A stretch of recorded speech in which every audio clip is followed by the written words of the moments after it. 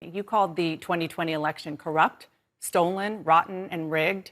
And there was no evidence of any of that presented in a court of law or anywhere else, that any of those things are true. So why do you keep saying that? Well, there's plenty of evidence. We had 740,000 ballots with no chain of custody. Those ballots shouldn't have been counted. We had election Where is the laws evidence of and that? Dana, there's plenty of evidence. You can find it. I'm happy to send it to your team. The problem is the media won't cover it. And we've covered really this extensively, and what you just said has been debunked. Only one side of it, Dana. The real issue, Dana, is that the people don't trust our elections. They haven't since 2000. I'm a reporter. I've been sitting on your side of the desk for a long time. And since 2000, we have Americans who don't trust our elections. In 2000, in 2004, they didn't trust the elections.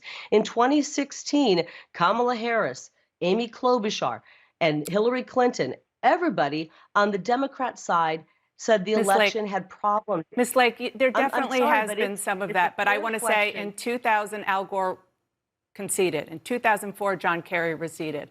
In 2016, Hillary Clinton conceded. And we didn't see that in 2020. That's the difference. And so the question is, are you undermining faith in elections by saying that the 2020 election was stolen when there's absolutely no evidence to support that? Dana, in 2018, Stacey Abrams never conceded. She still hasn't. I don't hear CNN calling her an election denier. We have the right, and it's protected with our First Amendment, to question our government and to question elections. No question about that. And we still have the First Amendment. Yep. We still have the First Amendment. And when you start seeing the media cancel people for questioning their government, then that's when we have a problem. I totally agree about the First Amendment. You and I are benefiting from the First Amendment as we speak. So I couldn't agree with you more on that. If leaders like you and President Trump are saying that the election was stolen, aren't you participating, contributing, even causing the idea of people thinking that the election is not safe and secure? No, we are going to make sure our elections are safe and secure for Democrats, independents, and Republicans alike. We want to know that our legal vote counted. We want to know the winner on election night. We don't want to be counting for 10 days. And we want everyone to know. But shouldn't count it? Don't you want your votes to be counted in trail?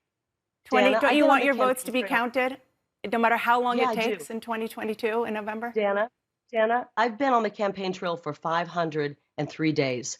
I talked to moms and dads who are losing children because of fentanyl poisoning. I talked to retirees who can't afford gas and food. I talked to parents whose children are getting out of high school and can't read. We have serious problems. I totally agree. I totally agree, which is why the election denial. You want to have me on here, Dana. You want to have me on here and talk 2020 election, and you're the one who accuses me. I would never bring this up, ever, had you not been bringing this up consistently on the campaign trail. Let's look forward then. Can we talk Will you accept the results of the election in your election? Will you accept the results? Can we talk about the issues?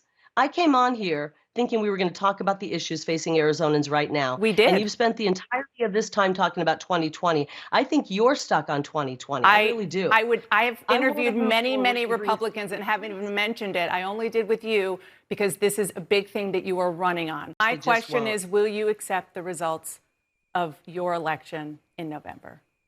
I'm going to win the election, and I will accept that result. If you lose, will you accept that? I'm going to win the election, and I will accept that result, because the people of Arizona will never support and vote for a coward like Katie Hobbs, who won't show up on a debate stage. If you needed another example as to how Trumpism is still on the ballot now in 2022, you just got it. This is Kari Lake refusing to commit to accepting the election results. And where have we seen that before? Win, lose, or draw in this election, will you commit here today for a peaceful transferal of power after the election? And there has been rioting in Louisville, there's been rioting in many cities across this country, red and your so-called red and blue states. Will you commit to making sure that there is a peaceful transferal of power after the election? Well, we're going to have to see what happens. You know that I've been complaining very strongly about the ballots, and the ballots are a disaster. I understand that, but people are rioting. Do you commit to making sure that there's a peaceful transferal of power? We want to get rid of the ballots, and we'll have a very peaceful. There won't be a transfer, frankly. There'll be a continuation. The ballots are out of control. You know it. And you know who knows it better than anybody else? The Democrats know it better than anybody else. Go ahead. And just like Trump was being honest about refusing to accept the election results in 2020, we ignore Kari Lake's claims at her own peril. She is already broadcasting that she won't accept any results other than a win, and we should believe her. I'm not sure how many ways I can say this, but these MAGA Republicans do not care about democracy, they don't care about the Constitution or the rule of law or the very people they're supposed to serve. They care about themselves and their own pursuit of power and nothing else. Another telling point of this interview is that when Dana Bash asks Lake point blank why she continues to claim that the election was rigged or stolen or fraudulent with no evidence whatsoever, Kari Lake claims that the, quote, real issue is that people don't trust our elections. But the reason that people don't trust our elections is that people like Kari Lake are undermining faith in them. These people have been saying that people don't trust our elections so much that the only rationale as to why people don't trust our elections is this very talking point. Talk about circular logic. And by the way, yes, it is frustrating for those of us who value facts, but people like Kari Lake know exactly what they're doing. She knows that she doesn't need to give specific examples of fraud because it's not about these examples, it's about perpetuating the narrative. She knows that by virtue of just repeating how distrustful people are, people will become even more distrustful. It is a self-fulfilling prophecy, and she's content to exploit it. The truth, though, is that there is no evidence to prove what she's saying. Remember, Trump's team brought more than 60 cases to court and only won a single case that shortened a cure deadline in Pennsylvania from 9 to 6 days. That's it. At no point were they ever able to actually prove a single claim that they've been making.